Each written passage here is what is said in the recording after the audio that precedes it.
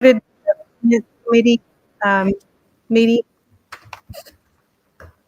Justice Eds, would you lead us in invocation, please? Yes, would you bow your head with me? Our Father in heaven, we thank you for this day. We thank you for your mercy and your grace that you extend to us. We thank you for our great nation. We thank you for this county. We ask that you would guide us as we, as a committee, do the functions of county government. We pray for wisdom. We pray for love toward one another. We ask for forgiveness of sins. In Christ's name, we ask for your sake. Amen. Amen. Stand for the pledge. I pledge allegiance to the flag of the United States of America and to the republic for which it stands, one nation, under God, indivisible, with liberty and justice for all.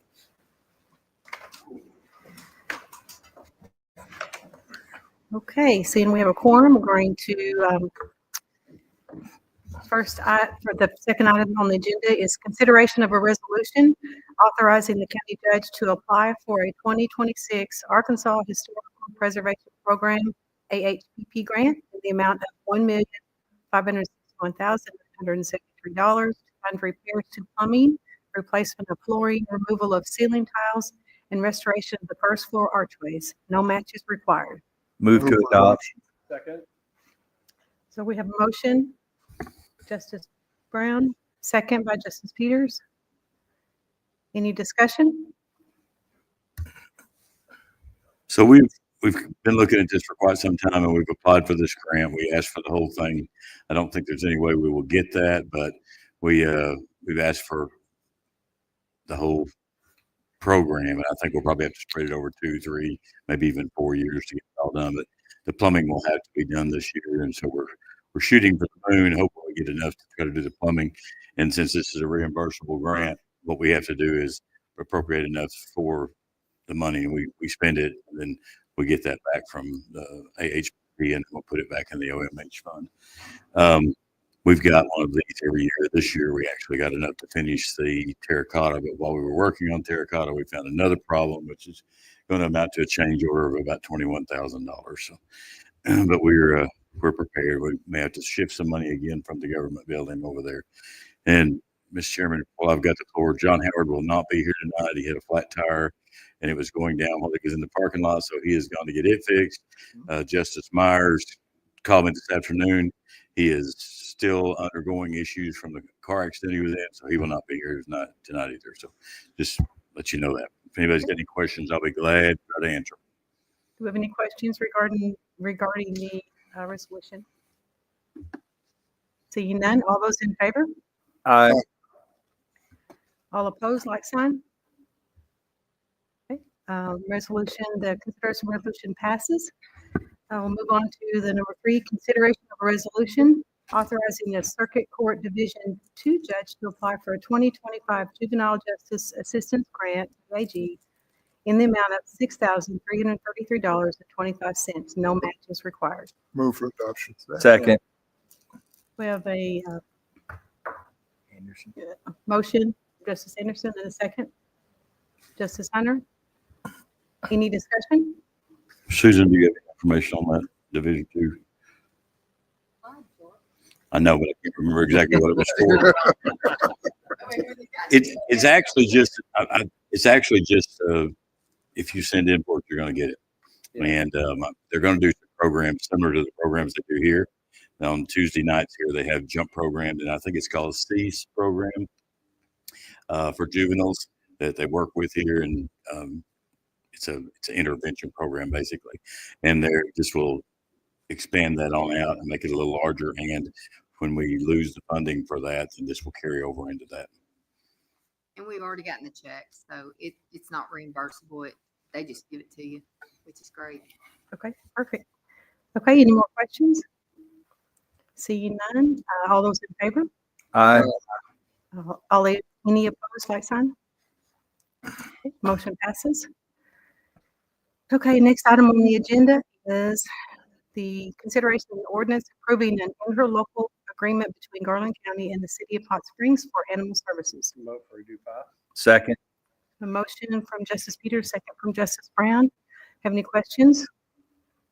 The interlocal agreement that we've had, I guess, probably for a couple of decades, actually, with City of Hot Springs, we've looked at, in the past, we've looked at having our own, and it doesn't really make sense to duplicate services when you can partner on this. Now, I do fully expect, judging from the numbers they've got and the numbers of that they're receive over the weekends and the issues we're having, we do fully expect that they're going to have to expand at some point, not too far out. Now, our neuter and spay program is working fantastic. This past year, we had a larger use of our vouchers than we've ever had before, significant amount higher. So it is working, and that's, we have to start at the root of the problem to try to get anything done. But the rescues and the animal control and the Humane Society, they all are full and seem to stay full all the time. It's a shame. But we partner with them. I think it increased by 3%, which is what they've written in to increase each year, and that's basically to cover salaries. And we bought a new truck for our truck there last year, so we won't have one this year to buy. I think we do them every 5 years, so we're in good shape for a while. They're going to continue to provide the service. The only thing that we have right now that's kind of questionable is the removal of dead animals. Because usually in the county we wind up a large deer, basically. That's what you usually round up with in the rural area, and we try to pick them up when we can, but very few people call about them unless they're right at the door, because they usually are either on a state highway or they're removed in a ditch, and nature takes its course at that point. But that's really the only thing that we have changed, and it's gonna kind of be a whoever's closer deal, and that we may have some alterations or amendments to that depending upon. There's some legislation that was defeated last week that would have done away with the ETJ, and I don't know if it's going to come back, but if it comes back, it will do away with the ETJ, which it actually benefits us a little bit because we have a little control of the mile area. We utilize the city's engineers. We utilize the regulation that they have to try to help people plan so that we don't wind up with issues that we have in the county right now, where we've got properties that are not 5 feet apart. And so it helps us a little bit. It certainly gives us some staff to utilize and some knowledge, institutional knowledge to utilize as well, that we wouldn't have otherwise. But it was defeated last week, so we'll see if it comes back up. It's been kind of it's been kind of a wild session. Okay, so we have a motion and a second, and no other discussion. All those in favor? Aye. Opposed, like sign. Okay, motion passes. Next item on the agenda is consideration of the ordinance amending the 2025 Garland County Budget Ordinance 0433 to anticipate revenues, appropriate and transfer funds within various budgets and for other purposes. Move to adopt. Second. The motion from Justice Brown, second by Justice Anderson. Have any discussion? So as you can tell from these, they're mostly cleanup items that we've had funding left and they need to be cleaned up and closed out. And that's basically what we're doing with these. We're bringing funds forward. The position change there. The sheriff could not be here tonight. He asked me to answer any questions that any of y'all had over that. We went through it in HR last week, but it's we've got a position at the detention center that handles every transfer and also handles our road crews. And as the newer folks here, we don't ever talk about a particular person that we're changing the pay or the grade to. It's a position. So this position is due to the number of people they supervise. We're looking to move it from a corporal's position to a sergeant's position because of the amount of supervision they have. And it's the same person has been in it for a very long time, but it's actually the position that we're increasing. And it'll be pension facility fund increase to the budget of about $4,590. The other items there were being brought forward. Looks like we're closing out some funds that are no longer in Division 1, 2, and 3 courtrooms. So if anybody's got a question, I'll be glad to try to answer. Any questions? Seeing none, all those in favor of? Aye. Any opposed? None. Okay, motion passes. Moving on to the next item, consideration of ordinance amending the 2025 2025 Garland County Budget Ordinance O-2433 to anticipate revenues, appropriate and transfer funds within various budgets and for other purposes. This is the annual grant ordinance which reconciles the remaining grant funds in the bank with appropriations, and it includes some new grants. Move to adopt. Second. A motion, Justice Eds, second by Justice Peters. Do we have any discussion? So, Chairman McGrew, these are all items.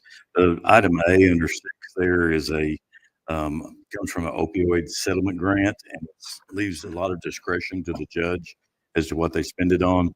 If they have someone coming out of their drug court that has got a job and they're trying to do better and they're moving forward and they graduated drug court and let's just say their car breaks down, they can utilize these funds in this opioid settlement to try to get their car fixed. Matter of fact, I think one of the issues we did cover was a car problem. So it's somewhat discretionary as far as the judge, and it's under Division 1 where the drug court is. The bulletproof vest, that's self-explanatory, and that's one other item. And I know that Justice Hooten had some questions about the process of taking the money from OMH and how it gets back in there. We'll try to define that in a minute. But this is all items that are taken from the OMH, trying to pay them back on most of these. Is what it looks like. We're paying the OMH fund back once we've been reimbursed for the grant that we received. The Selective Traffic Enforcement Program is the same thing, as you well know. That's for we have a group that comes in and works selective traffic enforcement, and it could be sobriety checkpoints, it could be seatbelt enforcement. There's a list of things that they can do to receive these grants, and it's a minimal match for the amount of money that we get for it. The last one there, item D, this page. This was this was underestimated, the appropriation, and we're just going back and catching that appropriation up. And the OMH fund will cover the award with the $22,653, which is in the first line there as well. That's for 22 and 23. JAG fund will also be repaying the OMH fund from that. The VOCA grant, the prosecutors here, this is the VOCA grant is one of the grants that we have that has an odd timetable on it. It works off of a federal fiscal calendar rather than our calendar year or the state's calendar year. And so it goes from October 1st until September 30th of 2025. So it doesn't really fall perfectly into our scheduling, but that's why you see some odd numbers. You may see it more than once, but and sometimes it's like some of our other grants, it's a little slow to get dispersed to the county from the federal level, and even more so right now. Some of the federal issues that we're having right now slow to process down a little bit. Item F, the juvenile court fund, drug court fund that comes out of Judge Dyer's court. The funds are going to be reimbursed to the OMH fund. If you look, just about every one of these is either carried forward or they're going to be used to reimburse the OMH fund for a grant that was paid out and then the money put back in there after we receive the reimbursement. Just about every grant that we receive is a reimbursable grant. It's that we have to spend the money first. Once we spend the money, then and the project is complete, and I understand why they do it that way, then we get reimbursed, but we have to ask for that reimbursement. So there's a pretty good paper trail and a pretty good line that goes with, like our JAG grants, for instance. They'll send you an email and says, hey, you got to apply for your reimbursement. Your project's been completed, and there's quite a bit of paperwork to be filled out, and work through like the STEP grant or the bulletproof vest grant, things of that nature. Item I, the Energy Efficiency and Conservation Block Grant, last week's combination of public health, welfare, and safety and buildings. We discussed the HVAC replacement that we're having on the courthouse, the old courthouse. We have 2 units in Division 1. We have 2 units in Division 4, and we have 2 units in Division 3 that we've been trying to replace.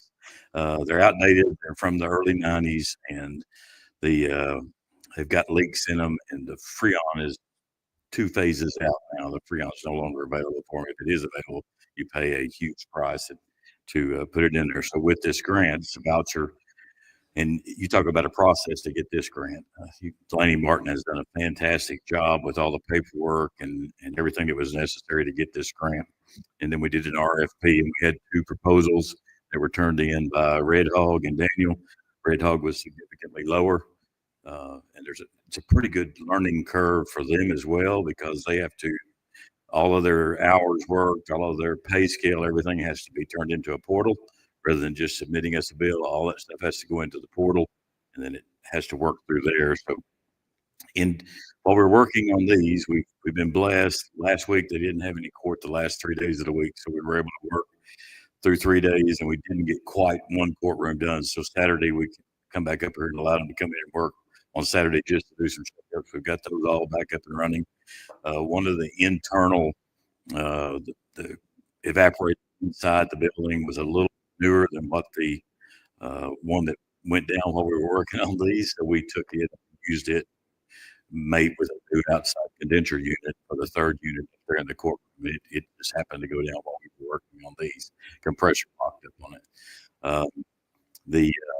In division, to see Wednesday, Thursday, and Friday of this week, Division 4, we've got it scheduled to be down so we can work, because we're doing line sets and everything in the courtrooms up there.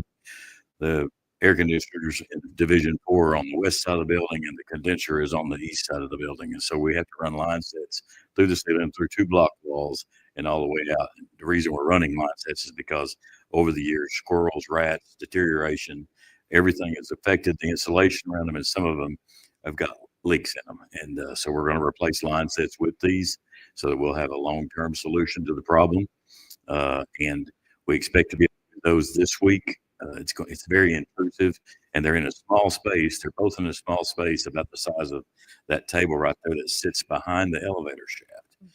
So the retrofits that they've done here are pretty amazing, but at the same time, they're trying to have to work on. We are looking to do Division 4 this week, the week, hopefully be done by Friday. And then the last week of the month for spring break, Division 2, we will go.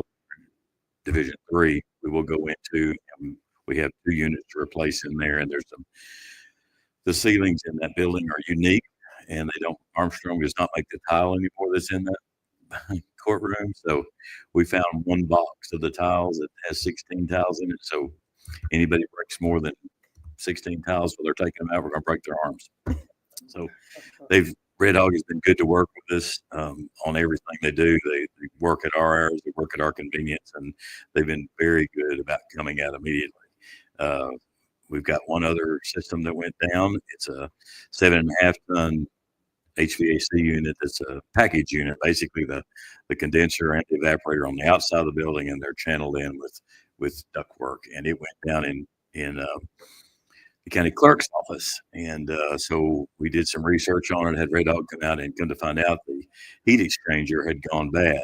And if it hadn't shut the limit switches down, there's a chance it could have been pushing carbon monoxide into the courthouse if it had not been shut down from the limit switches. So we're going to have to replace it. And I got an estimate on that today of about $18,000. So you can see how this quickly adds up. And when you don't have time to do research to try to find another unit or find something more cost efficient, it costs. So we're trying to replace. I told my administrative assistant, I've been here 6 years, and I think I've replaced 10 units every year that I've been here. When are they going to quit? I was just talking to them. We're the ones that were replaced in 2016. Now we're starting to see them have issues in the district court. So I guess it could be a never-ending process. But when you have some that are built in the 80s and 90s, I think you're more likely to have a problem with those. And the fact that they no longer make the refrigerant for them. They're about 2 phases out. And the 1st of January this year, they changed the refrigerant again. So when you get that far out, nobody's got the product. And if they do have the product, they know what they've got. And so they want to charge you. These are also more energy efficient units that we're putting in. We're putting some 13 and 14 SEER units in. So we're going to have a very good product when we get done. And we'll, hopefully in the middle of the summer, when we've got court going in all those circuit courtrooms, we won't have an issue there. And that's, you talk about having to jump through hoops when the circuit judge calls you and says, hey, it's getting hot in this courtroom and you've got 100 people in there, you've got to do something. So hopefully we'll be able to get that done. And I know that email back and forth with Justice Hooten about this, and that's the project in a nutshell. And then to have a 100% paper trail, we borrow the money from OMH and it goes into the fund for that grant, and then we do the work, and then we get reimbursed for that, and it comes back into there, and then we put it back into the OMH fund. So you'll see items like the first part of this where we actually appropriate that money back to the OMH fund so that we keep it whole, because it's been a mainstay for us as far as interest revenue for quite some time. So we try to keep it. I know we're going to build the senior center out of it, but it's actually got more money in it right now than it did when it was put in there and whenever they sold the Washita Hospital. So it's been a blessing. I know for, I guess, 20 years, maybe 15 years, that they had it locked 7% interest. It was drawing 7% interest for 15 years. And when it went away in the late 2000s, that was a shock to our general fund's revenue stream. And we'll probably never see that interest rate drawn, locked in at that period of time in our lifetime. But it was certainly good. When I first in the Quorum Court, that was one of our big revenue. Thomas, you remember, that was one of our big revenue producers that was that OM. And so we've always made sure we had it for a rainy day. At one point, we were strapped for funding, and we used it to do capital purchases. But we've always tried to put it back in there because we'll have it. The rest of these are very similar. If you'll look at the HVAC grant, that was a grant to redo the custom HVAC unit. Got two. We got this grant to redo one at the American Science Museum. We were the ones that had to apply. There was no match on it. We went through Western Arkansas Planning and Development. It was their project, engineer from Little Rock, and they have it up and running now. So it's doing great out there. And I can't remember exactly what the skin in the game for the Mid-American Science Museum was, but it was a significant amount. It was $500,000 for the project, but we're closing it out now as well. Okay, we have any further questions? Everyone's good? Okay, all those in favor say aye. Aye. Opposed, like sign. Okay, your motion passes. We'll move on down to position and salary adjustments. One of those positions will be the corporal going to sergeant position, and then one is a laborer going to a transfer station operator for the landfill, I believe. I think we only had two on there this time. That was we lost an employee at the landfill,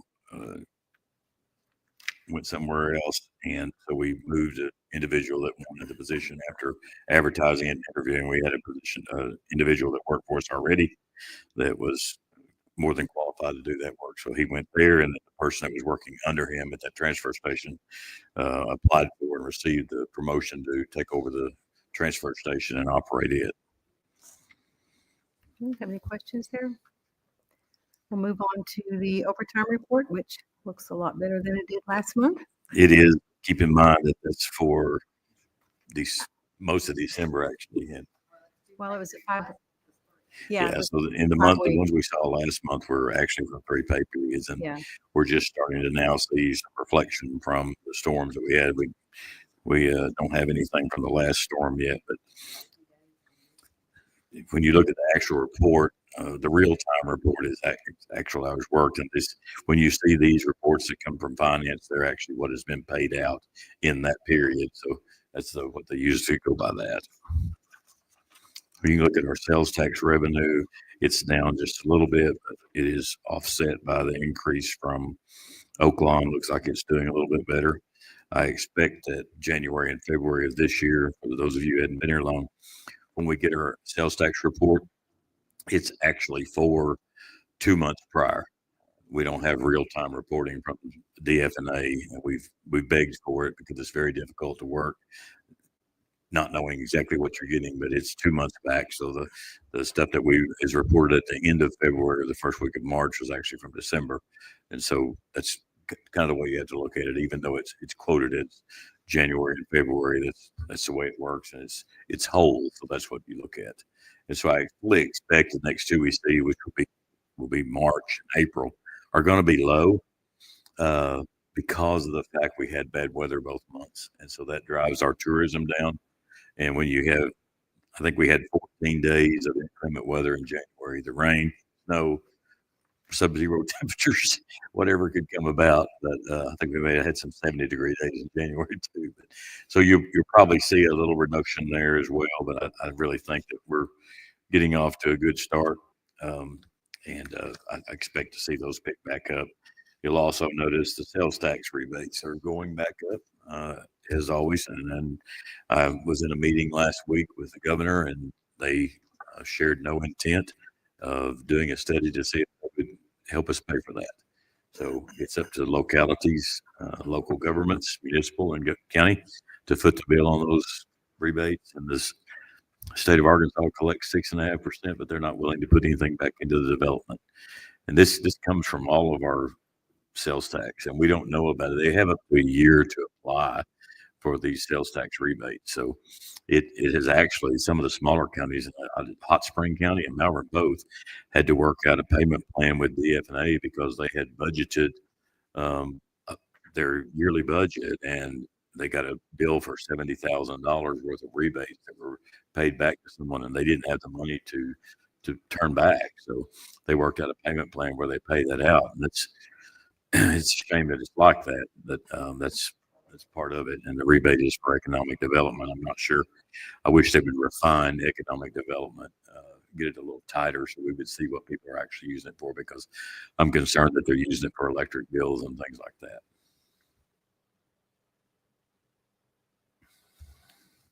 Moving on down to the Oklahoma report there, Susan. And that looks real good. That's the last item on. Do we have any? That's the last item on our other business. Call this meeting adjourned. Thank you. Worked out real good. How are you?